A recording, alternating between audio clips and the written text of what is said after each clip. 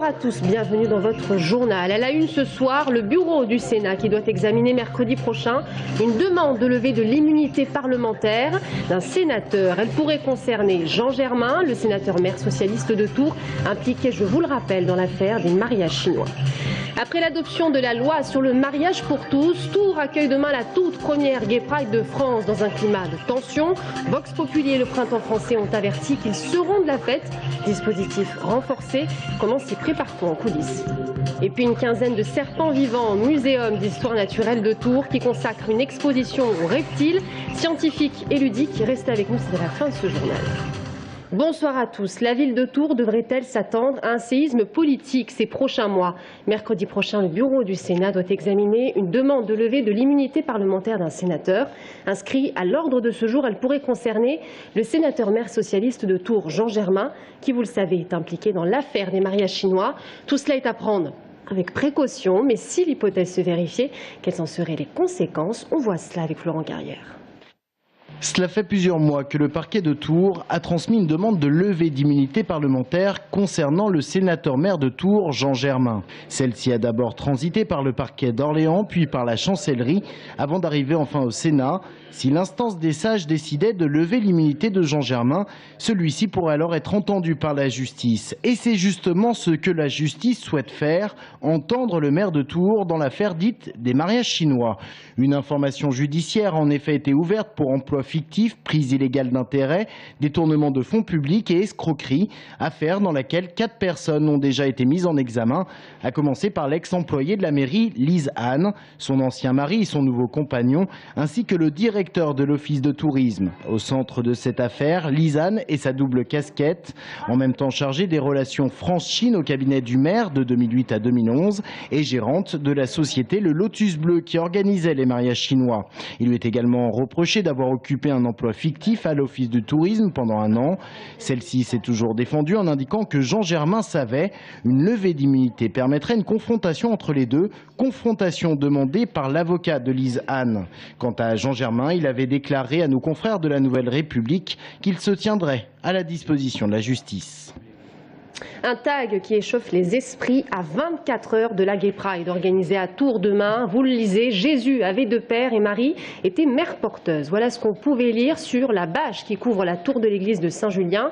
Inscrit au cours de la nuit de mercredi à jeudi, une inscription condamnée par la Lesbian and Gay Pride de Touraine. Et puis aussi, réaction politique du Front National d'Indre-et-Loire qui condamne, je cite, vivement l'insulte faite à la première religion de France et déplore l'agressivité utilisée pour ridiculiser les Français opposés au mariage homosexuel.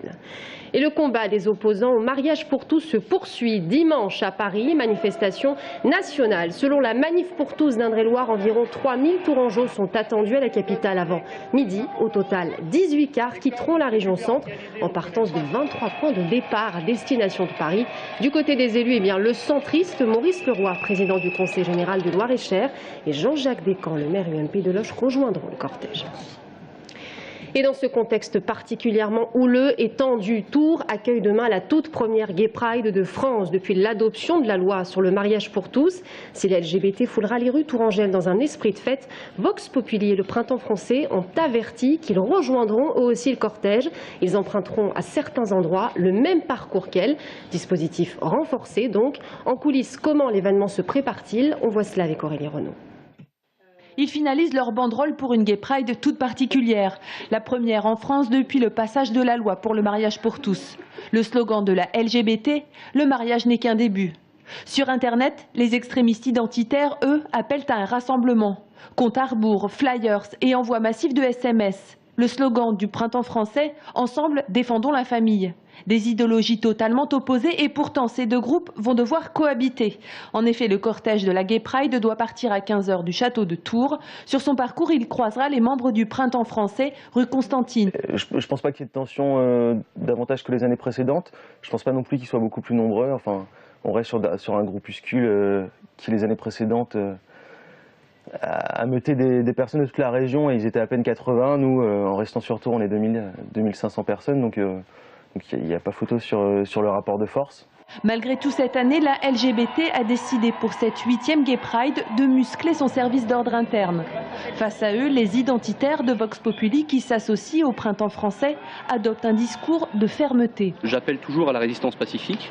Si des individus provoquent, à partir du moment où ils ne viennent pas à la confrontation physique, où nous sommes obligés de défendre nos femmes et nos enfants, il n'y aura aucun souci. Mais d'ailleurs, je pense que la préfecture est là pour défendre les citoyens qui souhaitent manifester dans la rue ce jour-là, de part et d'autre. La préfecture nous indiquera aujourd'hui que des mesures adaptées à la situation seront mises en place pour le respect de l'ordre public, car le contexte est effectivement particulier. La Gay Pride de Tours a lieu 2 jours avant la grande manifestation anti-mariage de Paris, mais surtout au moment même où Manuel Valls, le ministre de l'Intérieur, envisage l'interdiction du groupe d'extrême droite, le Printemps français, dont les propos, je cite, sont inacceptables. En bref, plus de peur que de mal à Tours. Un garçon de 12 ans renversé par un bus fil bleu ce matin. L'accident s'est produit dans la rue Auguste Chevalier. Blessé à la tête, il a été transporté à l'hôpital Trousseau. Son pronostic vital n'est pas engagé.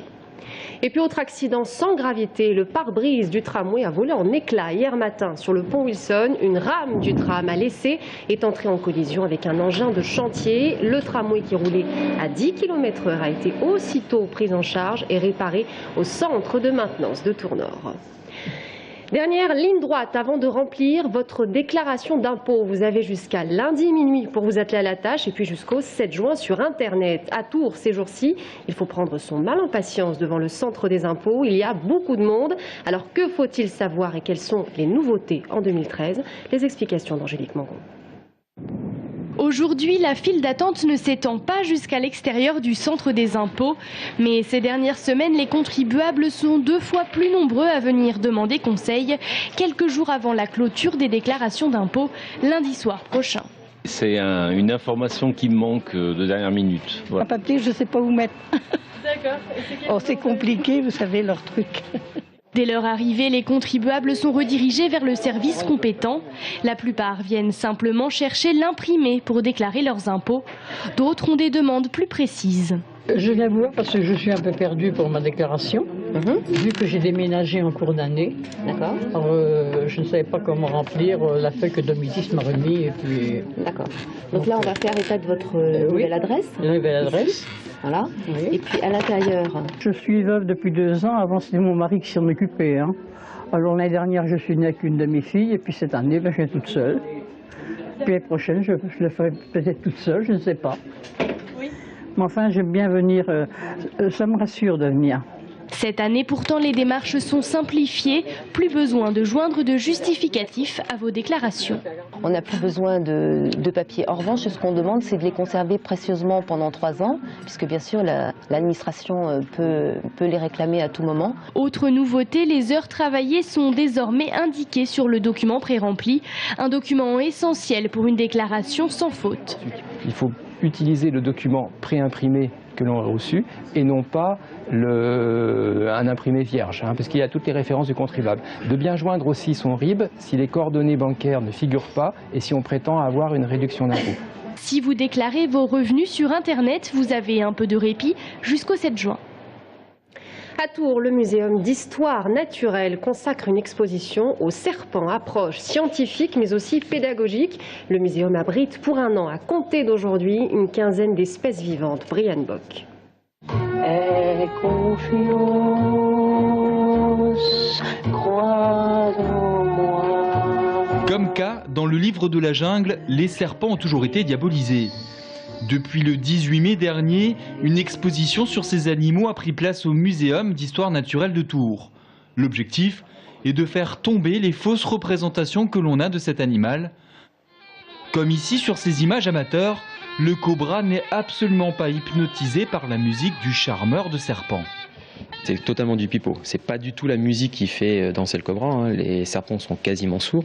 C'est surtout le fait qu'il va faire dandiner la flûte qui va faire que le serpent ne va pas savoir où donner de la tête et donc il va suivre le mouvement de la flûte. Et en plus, bien souvent les serpents n'ont plus de crochet parce qu'on leur a arraché au préalable ou on leur a cousu la bouche. À travers un parcours pédagogique, on apprend d'où viennent certains serpents, ce qu'ils mangent, comment ils se reproduisent. Certaines espèces, comme ce python, possèdent par exemple des sens plus qu'exceptionnels. C'est le fait de pouvoir capter la chaleur.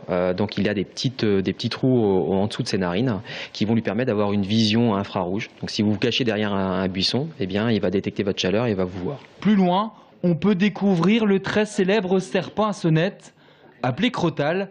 Une seule morsure de ce serpent peut terrasser un homme en quelques minutes. Mais cette espèce n'est pas présente dans l'exposition pour faire peur, bien au contraire, c'est surtout pour responsabiliser les visiteurs.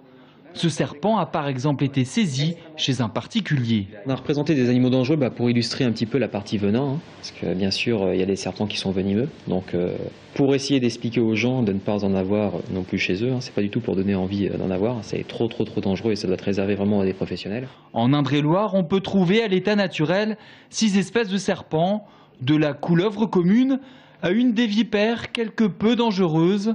Alors pour les découvrir, rendez-vous au Muséum d'histoire naturelle de Tours. L'exposition se tient jusqu'en mai 2014. Et c'est ainsi que s'achève notre journal. Merci à tous de nous avoir suivis. Dans un instant, l'invité de la rédaction, Frédéric Durin, directeur général des services d'Aglopolis et de Blois.